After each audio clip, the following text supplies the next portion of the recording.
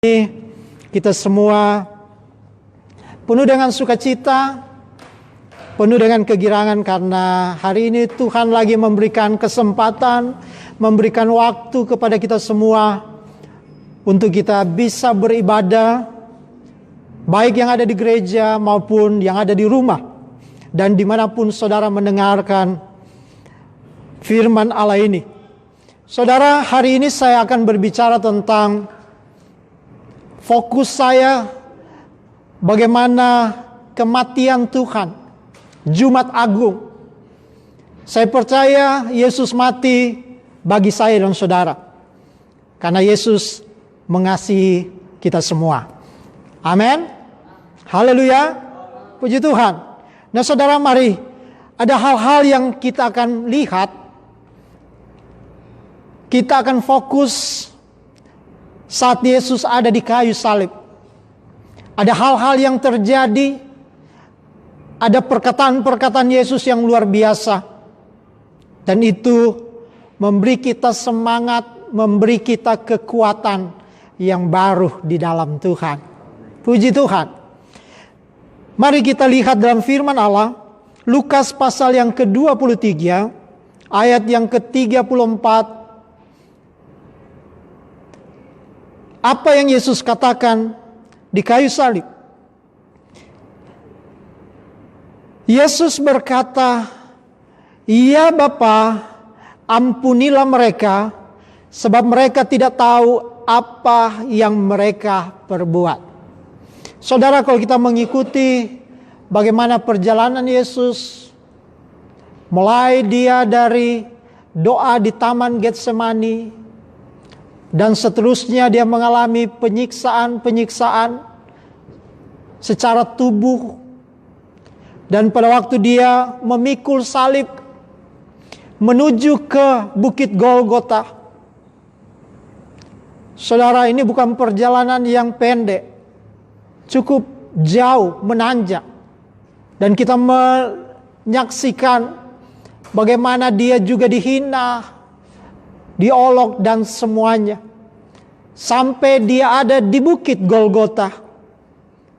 Dan di Bukit Golgota Yesus disalib. Saudara. Dan saat dia ada di kayu salib, salah satu perkataannya dalam Lukas pasal 23 ayat 34.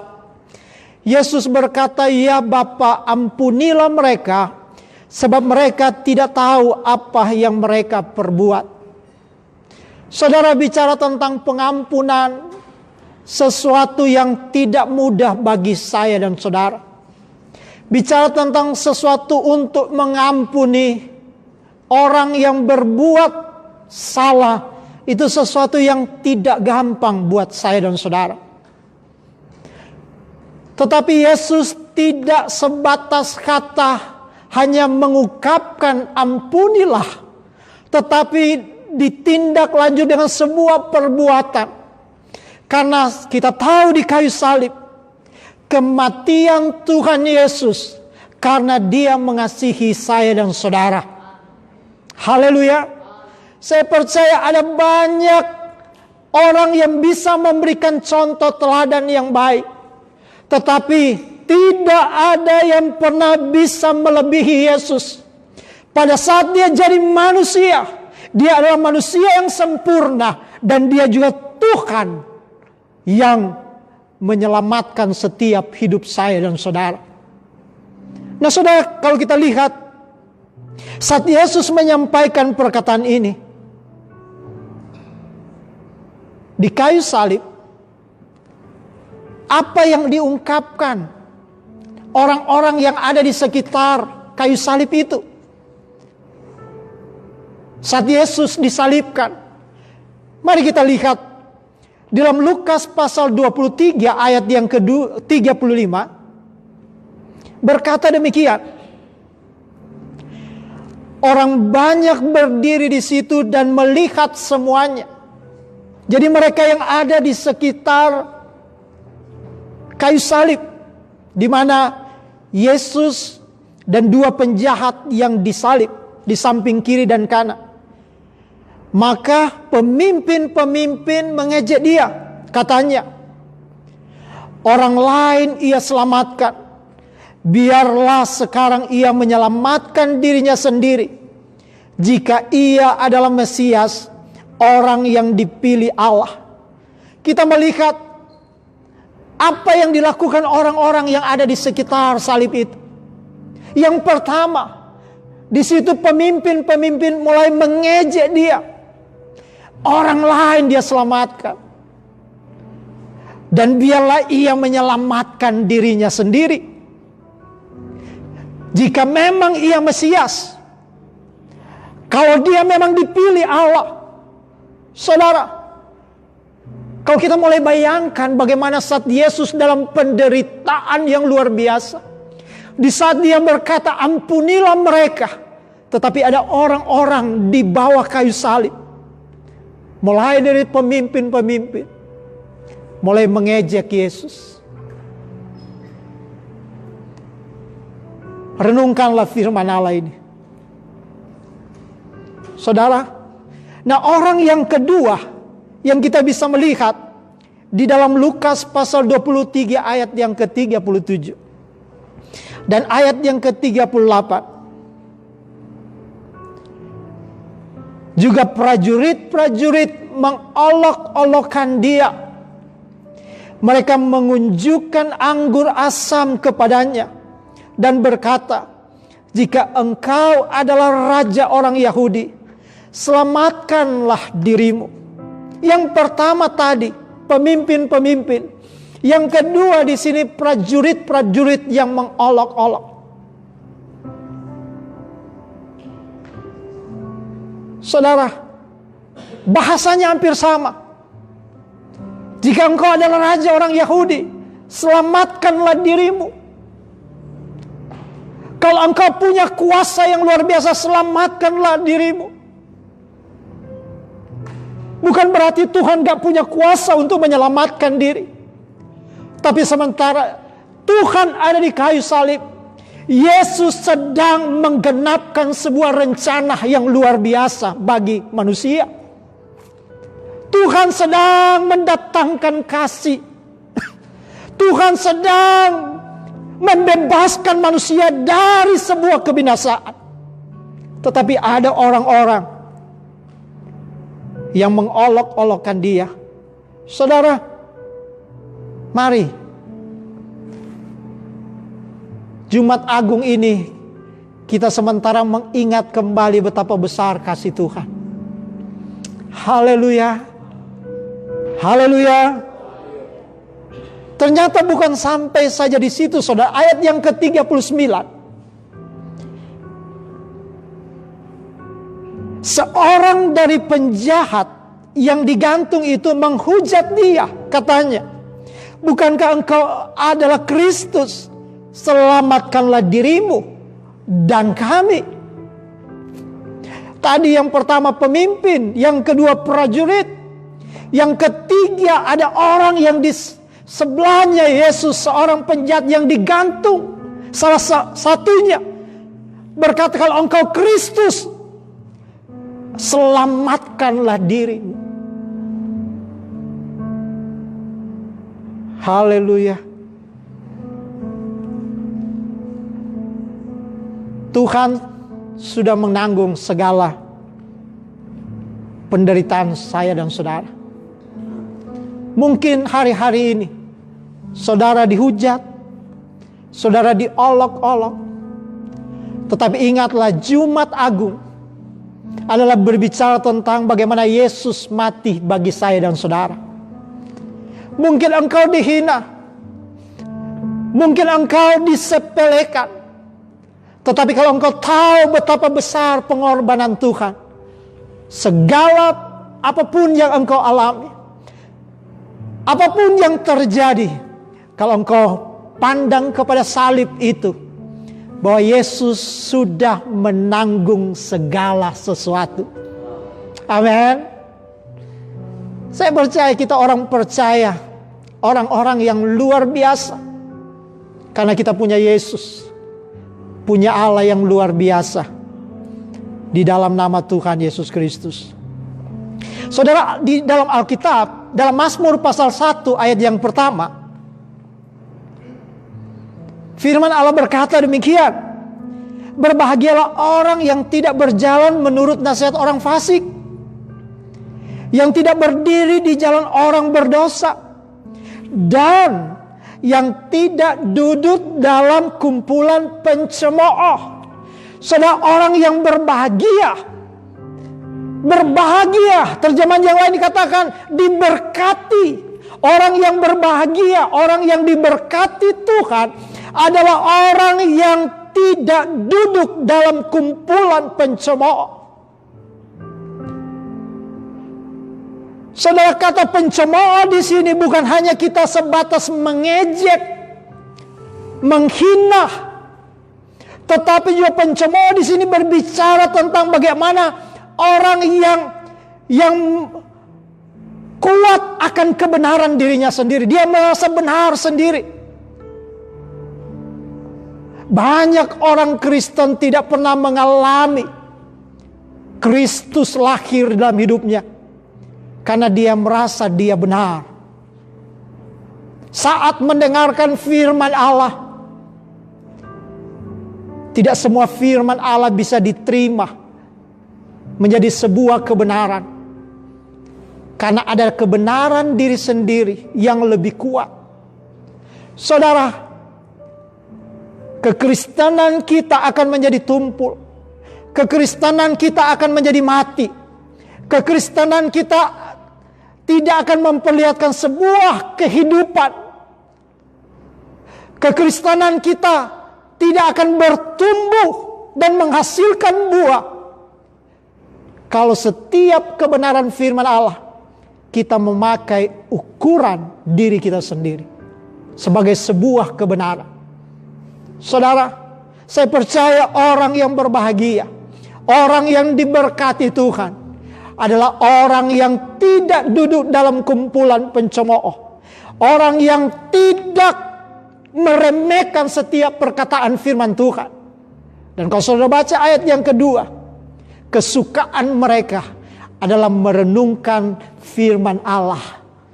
Amin. Haleluya. Haleluya. Jadilah orang-orang yang berbahagia. Saya percaya kita semua orang yang berbahagia. Saya percaya kita semua orang yang diberkati oleh Tuhan. Yang percaya katakan amin. Haleluya. Nah saudara, yang menarik saudara, dalam ayat yang ke-43, Yesus berkata begini. Kata Yesus kepadanya, maksudnya kepada salah satu penjahat, aku berkata kepadamu, sesungguhnya hari ini juga engkau akan ada bersama-sama dengan aku di dalam Firdaus. Saudara, ada penjahat tadi yang mencemooh, yang menginah Yesus, yang mengolok-olok Yesus. Tetapi ada salah satu penjahat di sebelah Yesus yang saat itu dia percaya kepada Yesus. Dia menerima Yesus. Saudara, sehingga Yesus berkata kepadanya, aku berkata kepadamu, sesungguhnya hari ini juga engkau akan ada bersama-sama dengan aku di dalam Firdaus. Haleluya. Amin. Saya percaya, mari kita mulai mempraktekkan hari-hari ini. Menghadapi apapun, menghadapi tantangan apapun, saudara. Saudara mulai belajar memperkatakan firman Allah. Saudara mulai berkata, terima kasih Tuhan. Aku percaya di tengah-tengah lembah yang kelam sekalipun, di tengah-tengah kegelapan sekalipun, seperti Daud berkata, seandainya aku pun ada dalam lembah kekelaman, aku tetap percaya kepada Tuhan. Karena tongkat dan gada Tuhan selalu mengikuti, selalu bersama kita. Karena tujuan hidup kita bukan hanya sampai di lembah yang kelam, tetapi tujuan kita kepada gunung kemuliaan Tuhan. Haleluya. Kalau hari-hari ini Bapak Ibu Saudara ada dalam situasi yang sulit, ada dalam sebuah lembah yang gelap. Saudara, jangan pernah berhenti untuk tetap pegang firman Allah. Untuk engkau tetap berkata, terima kasih Tuhan, karena Yesus sudah mengampuni saya dari dosa dan kesalahan. Aku tetap percaya kepada Tuhan. Aku tetap percaya kepada Tuhan. Tuhanku ajaib, Tuhanku luar biasa. Haleluya. Haleluya. Haleluya. Mari kita lihat dalam Injil Matius, apa yang Tuhan Yesus katakan di kayu salib. Matius 27 ayat 46. Kira-kira jam 3, berserulah Yesus dengan suara nyaring, Eli, Eli lama sabatani. Artinya, Allahku, Allahku, mengapa engkau meninggalkan aku? Saudara,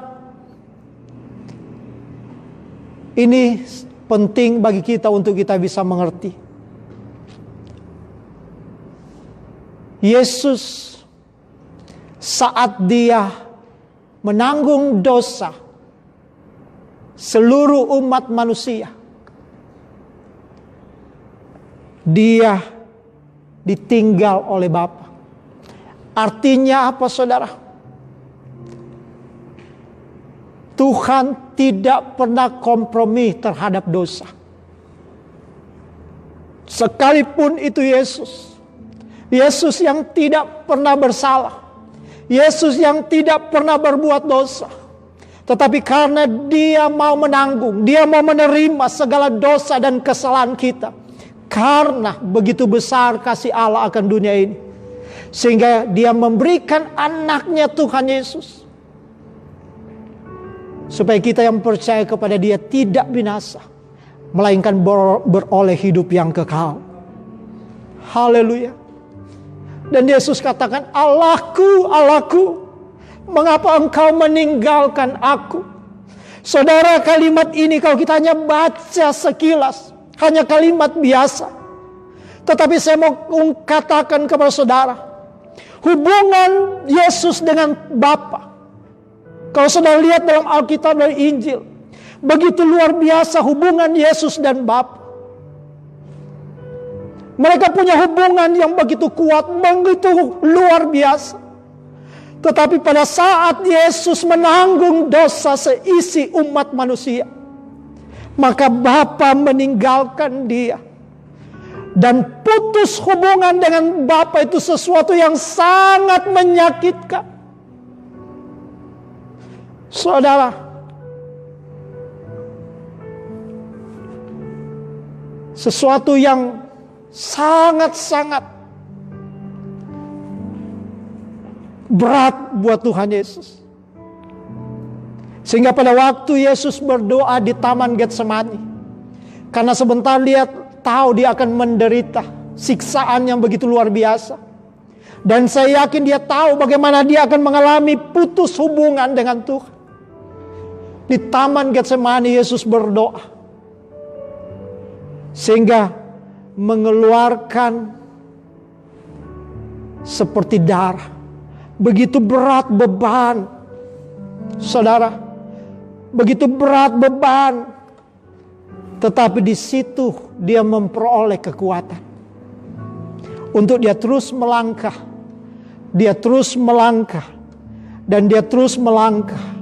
Sehingga di atas kayu salib, karena dia siap menanggung dan dia siap juga untuk menerima sebuah kenyataan, dia akan terpisah dengan Bapa. Haleluya. Haleluya. Saudara renungkan. Karena kenapa? Karena Yesus mati karena dia mengasihi saya dan saudara. Amin. Saudara, dan perkataan juga Yesus di kayu salib dan Injil Yohanes pasal yang ke-19 ayat yang ke-30. Sesudah Yesus meminum anggur asam itu, berkatalah ia, sudah selesai. Lalu ia menundukkan kepalanya dan menyerahkan nyawanya. Haleluya. Semua yang percaya katakan amin.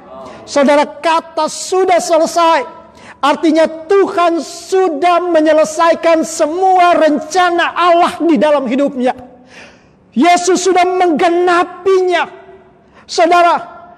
Dan saya percaya waktu Yesus katakan sudah selesai,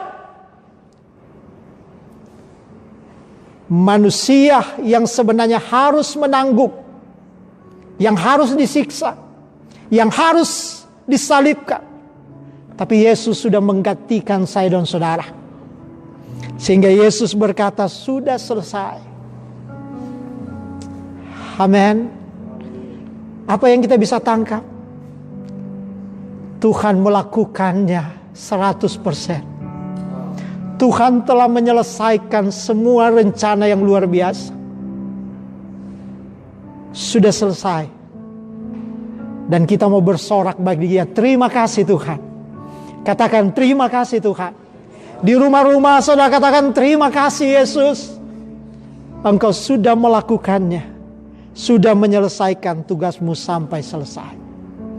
Amin. Haleluya. Haleluya. Saudara, tadi kita melihat bagaimana perkataan-perkataan Tuhan Yesus. Nah saudara, ada peristiwa-peristiwa yang luar biasa yang terjadi saat Yesus disalibkan. Coba kita baca aja, kita lihat. Ada berapa hal di situ. Menandakan betapa yang disalibkan itu bukan manusia biasa. Tapi saya percaya membuktikan bahwa yang disalib itu adalah Tuhan, Raja di atas segala raja. Lukas pasal 23 ayat 44 sampai 47. Ketika itu hari sudah kira-kira jam 12. Jam 12 siang. Lalu kegelapan meliputi seluruh daerah itu. Sampai jam 3 ada kegelapan. Selama kurang lebih 3 jam. Dari jam 12 siang sampai jam 3 sore. Saudara, wah, ini bukan hanya gerhana biasa. Saudara, karena menurut ahli gak mungkin pada saat itu ada gerhana matahari, bulan dan sebagainya. Ini membuktikan Dia adalah Allah. Dia adalah Tuhan. Bukan hanya sampai di situ, firman Allah berkata, sebab matahari tidak bersinar. Haleluya. Matahari tidak bersinar. Saudara, kalau ini bukan orang biasa. Dia adalah Tuhan. Dia adalah Allah di atas segala Allah. Dia adalah Raja di atas segala raja. Dan ayat-ayat itu terus berkata, dan tabir bait suci terbelah 2. Saudara, tabir bait suci terbelah 2. Menandakan dibukalah tirai itu. Yang tadinya hanya imam yang bisa masuk ke ruang Maha Kudus. Tetapi kematian Tuhan Yesus menyebabkan seluruh kita manusia bisa datang kepada Tuhan kapan saja. Kita bisa menyembah kepada Tuhan kapan saja. Kita bisa datang kepada Tuhan kapan saja. Saudara bisa berseru kepada Tuhan kapan saja. Haleluya. Karena Dia mengasihi saya dan saudara. Lalu Yesus berseru dengan suara nyaring, ya Bapa, ke dalam tanganmu kuserahkan nyawaku. Dan sesudah berkata demikian, Ia menyerahkan nyawanya. Ketika kepala pasukan melihat apa yang terjadi, ia memuliakan Allah. Katanya, sungguh orang ini adalah orang yang benar. Saudara, saya mau katakan di situ ada 4 peristiwa yang luar biasa yang terjadi pada saat Yesus di kayu salib. Yang pertama, terjadi kegelapan meliputi seluruh daerah itu. Yang kedua, matahari tidak bersinar. Yang ketiga, tabir bait suci terbelah 2. Dan yang keempat, kepala pasukan yang melihat apa yang terjadi, ia memuliakan Allah. Haleluya. Ada orang yang menerima Tuhan. Ada orang yang percaya kepada Tuhan. membuktikan peristiwa-peristiwa ini menandakan bahwa Dia memang Tuhan, Juru Selamat yang sudah menebus dan menyelamatkan kita. Haleluya. Sekali lagi saya mau katakan, Jumat Agung itu adalah kematian Yesus bagi saya dan saudara. Katakan amin. Saya akan mengakhiri dengan ayat ini. Filipi pasal 2 ayat 8 sampai ayat yang ke-11. Mari kita baca bersama-sama ayat ini. Dan dalam keadaan sebagai manusia, Ia telah merendahkan dirinya dan taat sampai mati, bahkan sampai mati di kayu salib. Itulah sebabnya Allah sangat meninggikan Dia dan mengaruniakan kepadanya nama di atas segala nama, supaya dalam nama Yesus bertekuk lutut segala yang di langit dan yang ada di atas bumi dan yang ada di bawah bumi, dan segala lidah mengaku Yesus Kristus adalah Tuhan, bagi kemuliaan Allah Bapa. Yang percaya katakan amin. Yesus Kristus adalah Tuhan. Tuhan memberkati kita semua.